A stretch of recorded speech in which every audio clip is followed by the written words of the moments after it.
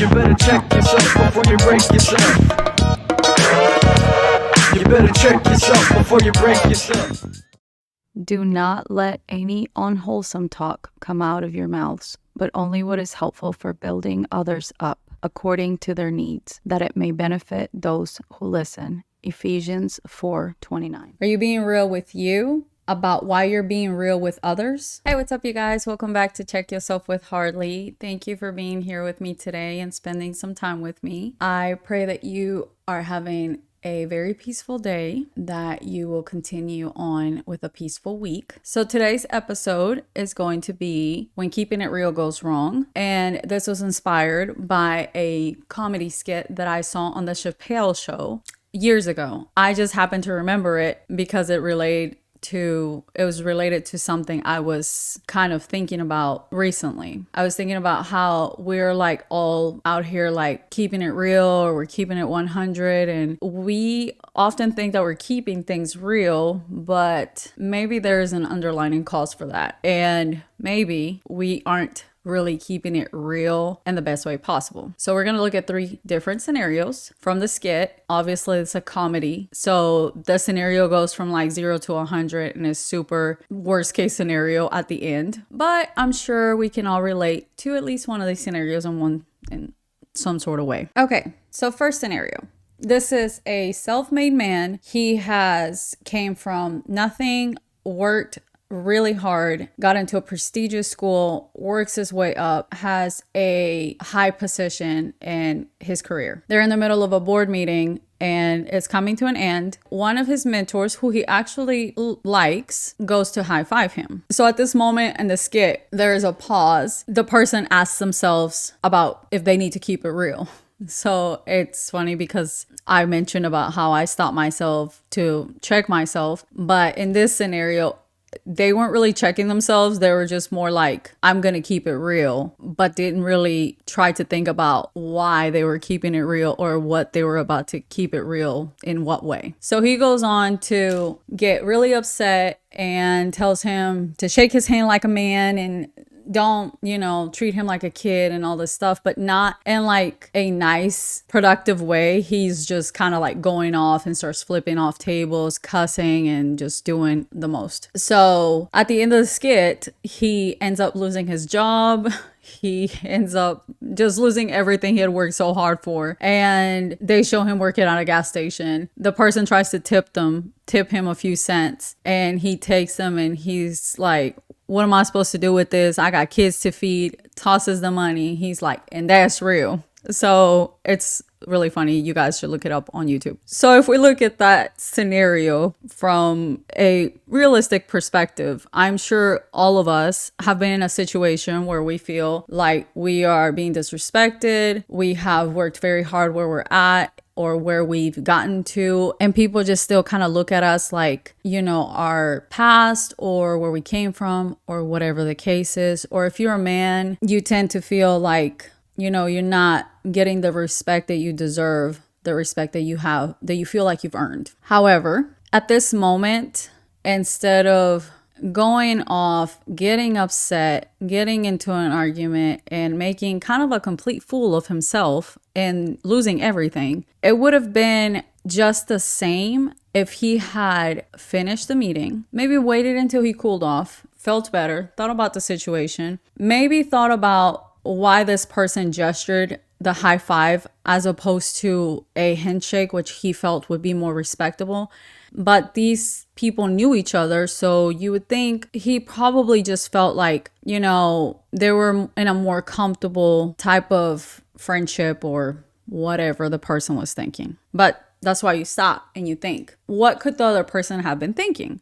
Even if that was what they were thinking, but you still do not feel comfortable with the situation, then you pull that person aside after you've cooled off and you're in a more sane place and tell them, hey, I did not appreciate the gesture. I feel like I have earned the same respect as any other man, and I would like to shake hands as a man. And that would have been the end of that. Okay, y'all. So second scenario. So this guy's out on a date with his girlfriend. They're at a party. I can't remember what he said exactly, But the guy feels disrespected. He feels like, why is he talking to his girlfriend? Has the same moment of, I'm going to keep it real. Proceeds to start a fight with this guy who just hit on his girlfriend. The guy that was hitting on his girlfriend was a 3rd-degree black belt. And he was purposely going around trying to start a fight with someone to practice his skills. So in this scenario, he ends up getting whooped by this guy. The girlfriend gets on and says how annoyed she was about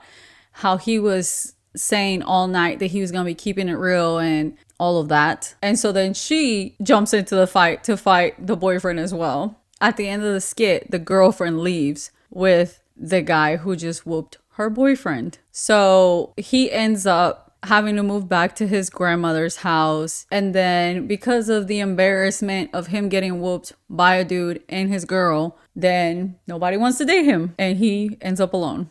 So again, it's obviously crazy scenario. But I'm sure we've all been out either dating somebody or our significant other, and we automatically think somebody is either looking at them a certain way, or they want them, or they're trying to take them, or whatever. You thought like that before. So at this point, it was truly a moment for him to realize and think, why is he, quote unquote, keeping it real with this guy who truly didn't do much but say a few words to the girlfriend? He didn't touch her in any way. He didn't really go as far as being disrespectful to her, but he himself felt disrespected instead of fighting with this guy he had no idea. Like in this scenario, the guy just had hands, but in a different scenario, what if the guy has a gun? Or what if the guy decides to follow you home? I mean, come on, like you don't know this person. So instead of getting into it with this person, he should have took a step back, tried to think why that bothered him so much. And it probably had something to do with him being insecure for whatever reason,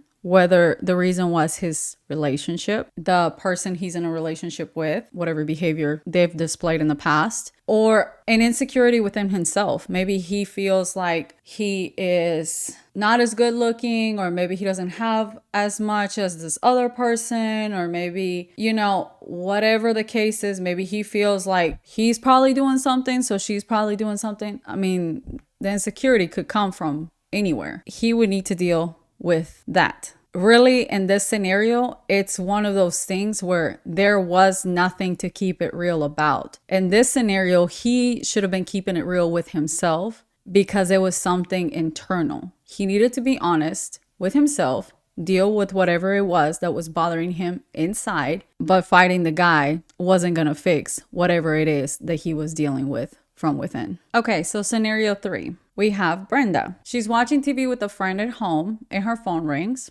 So she picks it up. Brenda gets upset because they hung up. She says to her friend, I don't like people playing on my phone. Her friend then says, just let it go. It's no big deal. Probably just the wrong number. Brenda repeats, no, I don't like people playing on my phone. It wasn't about people playing on her phone, but Brenda was actually suspicious that her boyfriend was cheating on her. So she kind of felt like it was the other woman calling, and they hung up because her boyfriend didn't answer. So she star 69 the person. For you young people that don't know, star 69 is something we used to do back in the day when we did not have caller ID, and it simply calls the last number that called you back. So she stars 69 and a woman picks up the phone, just says, I'm sorry, didn't realize I had the wrong number, hangs up. But our girl Brenda is not satisfied with that response, and she's still thinking this is the other woman. And she's upset. She has her I'm gonna keep it real moment. So she goes on to look up the caller, finds her address, and goes to her home. She sees her car outside, proceeds to vandalize the car, smashing windows, throwing paint, all that stuff. The caller comes out and she's like, it was the wrong number. I was trying to call my aunt. So Brenda's like really upset and is cussing at the girl and says, forget you and forget your aunt. Obviously, she didn't say such nice words, but that's pretty much what happens. And then she leaves. Well, what Brenda didn't know is that that wasn't the caller's car. It was her brother's car. And her brother is a federal agent. And the car is federal property. And defacing a government vehicle is considered a crime. So you will go to jail. And so Brenda does go to jail.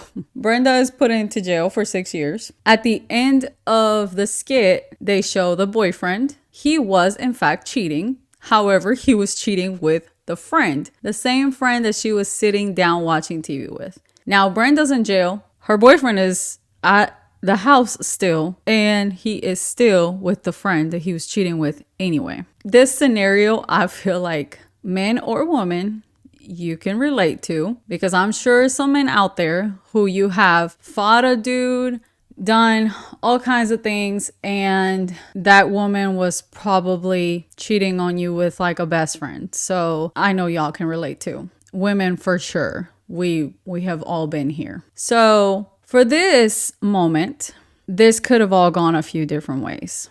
Brenda was keeping it real with the wrong person, obviously, because this girl had nothing to do with the boyfriend. But beside that, she was keeping it real with the girl. She wasn't telling her boyfriend. So once she received this call, if she just waited, talked to her boyfriend and said, hey, I received this call. I feel kind of insecure about where our relationship is. You know, this is my concern, this, that, and why these are my concerns. Whether it's insecurity, whatever situation you're in or have been in. At that point, yes, depending on the character of the boyfriend, he can go ahead and tell her if there is something going on. He can try to help her through her insecurity by reassuring her and maybe getting to the root as to why she's so insecure about these things, whether it's something past or if it's something that happened within their past. Or he can just lie and say he don't know what she's talking about. At that point, you have to look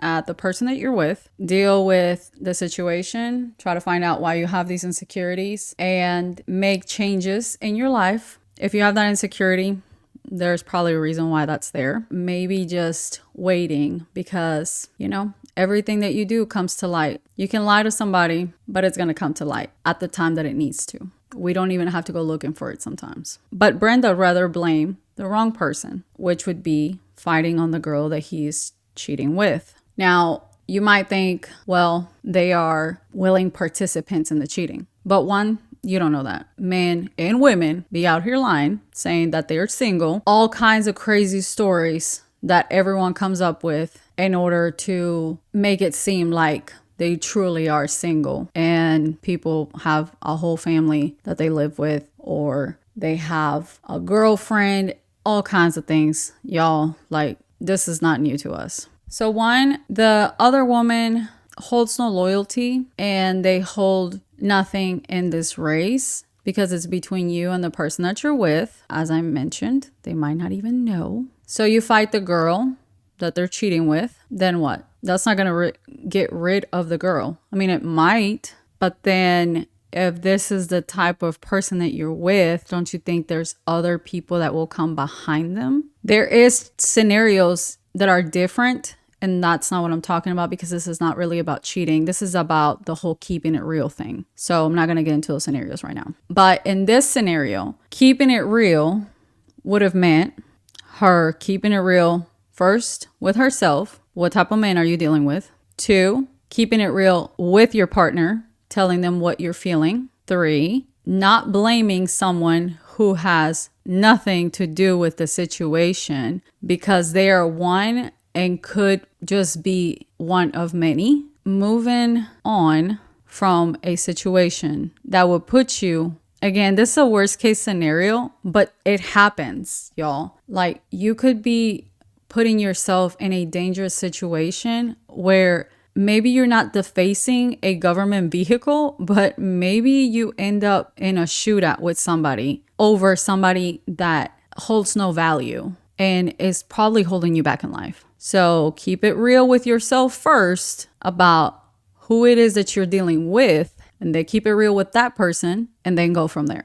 Okay, y'all. So these are all funny scenarios, and obviously they're worst case scenarios. But I'm sure we can all identify to at least one of these, if not all of them. Now, keeping it real with someone is truthfully just keeping it honest with no alternate agenda or with something to do that you have going on inside and then projecting it onto others or going off on people. That's not keeping it real.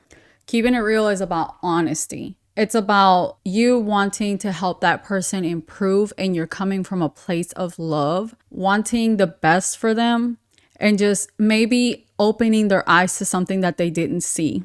But it's not about criticizing that person or making them feel bad or less than. It's truly needs to come from a helpful place, or depending on the situation, a place of honesty. Like, I just want to be honest with you about this, that, and the third. And it's not meant to hurt your feelings, but I just have to be honest with you about the situation. You can keep it real with someone if you're dating them and you don't feel like it's really working out. You guys don't really see eye to eye. That's keeping it real. You're not trying to hurt them, but you're simply trying to be honest so that you don't keep dragging them along into thinking that is something that is not. I've had people in the past tell me like, hey, I'm dating, but I'm not looking for anything serious. There's nothing wrong with that because that person is just being honest. It's bad whenever a person is pursuing you and trying to make you feel like, you know, they want something that they truly don't see in their life at that moment.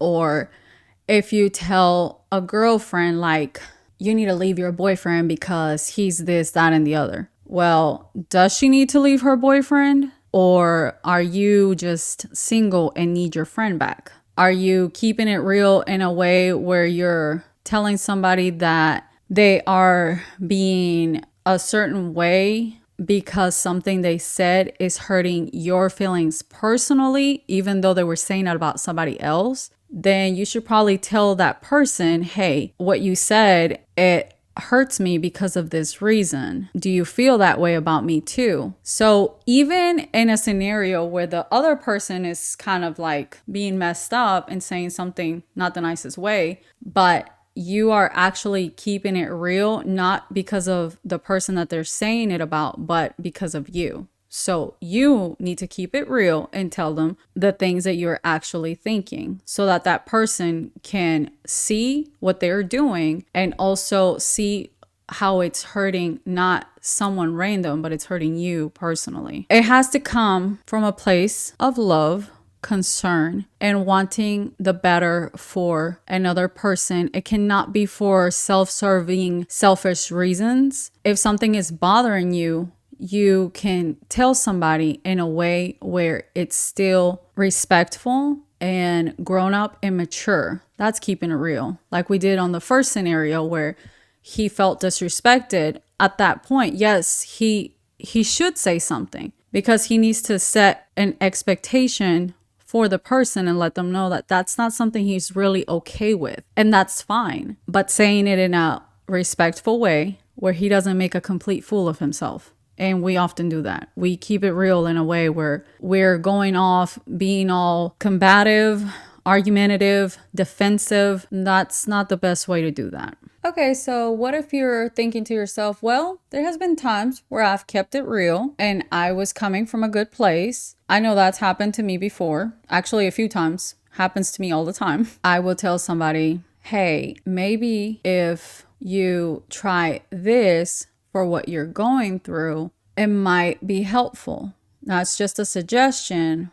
Of course, you do what you think is best. One thing I tend to do whenever I'm talking to somebody, they are either venting or, you know, whatever they have going on, I will ask first, do you want me to say anything or do you just want me to listen? And the person will say, just listen, or no, please go ahead, say something. So if they do want me to say something, I will ask them questions first. Like, have you tried this? If you have tried it, why do you think it didn't work out? Or have you thought about this perspective? Or whatever the scenario is, I just try to get the person to get to a place where they kind of start to see things on their own, because that's often easier. Now, If there is something that I want to tell someone that I have been concerned about, I will say, I am a little concerned, and it kind of sounds like this is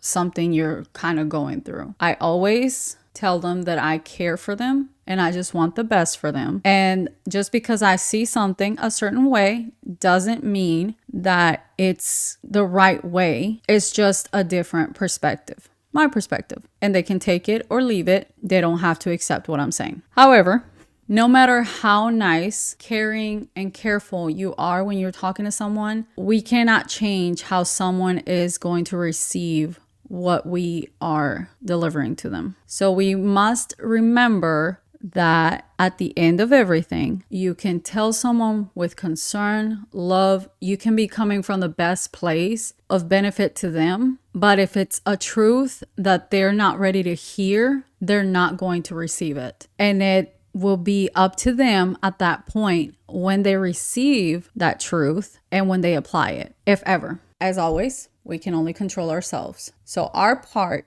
is to deliver it in a way where we are not just saying it in a nice way and putting it in a pretty way. We have to actually feel inside and make sure that we're coming from a loving and thoughtful place. Not just saying it, but also make sure that that's truly where we're coming from, so that we don't end up saying something that is actually to do with us and not the person we are trying to come to. So guys, in closing, check yourself. Are you being real with you about why you're being real with others? And that's the question you need to ask yourself before you start being real. Next week, we are going to talk about how do we handle when others keep it real with us? That is what I'm going to leave you guys with today. Thank you for spending time with me. I hope that you guys enjoyed today's episode. And it's, like I said, go look up the skit on YouTube. It's so funny. If you would give us a follow, IG,